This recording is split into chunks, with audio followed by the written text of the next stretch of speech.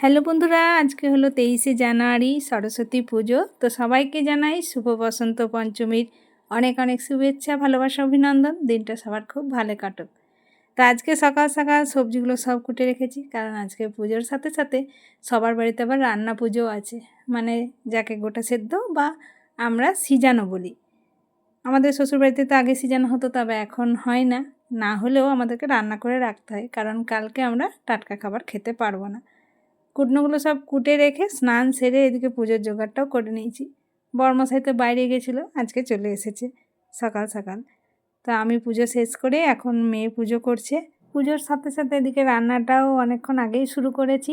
একবার করে রান্না করছি আর একবার করে এসে পুজোর জোগাড়টা করছিলাম। ততক্ষণে ও স্নান সারলো।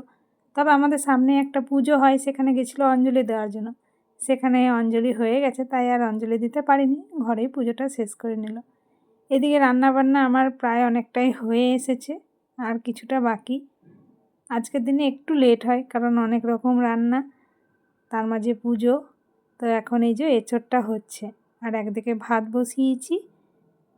এই যে একেবারেই ভাতটা করে নিলাম কালকের জন্য।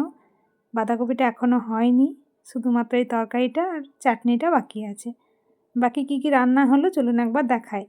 পালং শাক হয়েছে এখানে, বেগুন, সিম, আলু দিয়ে। আর এখানে ভাজা হয়ে গেছে 3 রকম, বেশি ভাজা করিনি। বেগুন ভাজা, আলু ভাজা, সিম ভাজা। আর এখানে আছে সজনে ফুলের পোস্ত। রান্না বান্না করতে করতে ঘড়িতে এখন হয়ে গেছে 2:30। তো একেবারে খাবার সাজিয়ে বরমশাইকে খাবারটা দিয়ে দিলাম। এবার আমাদের খাবারটাও নিয়ে আসি। পুজোর জন্য তো অনেকগুলো কুল নিয়ে এসেছিলো, খাওয়া দাওয়া সেরে কয়েকটা কুল নিয়ে এখন বসেছি। আজকে মাকে তো কুল অর্পণ করলাম, তারপরে এবার আস্তে খেতে পারবো। তো একটুখানি গোলমরিচ, বিট লবণ দিয়ে কুলটাকে মাখিয়ে নিচ্ছি। তো চলুন আমি কুল মাখা খাই, আর আজকের মতো এই পর্যন্তই। টাটা।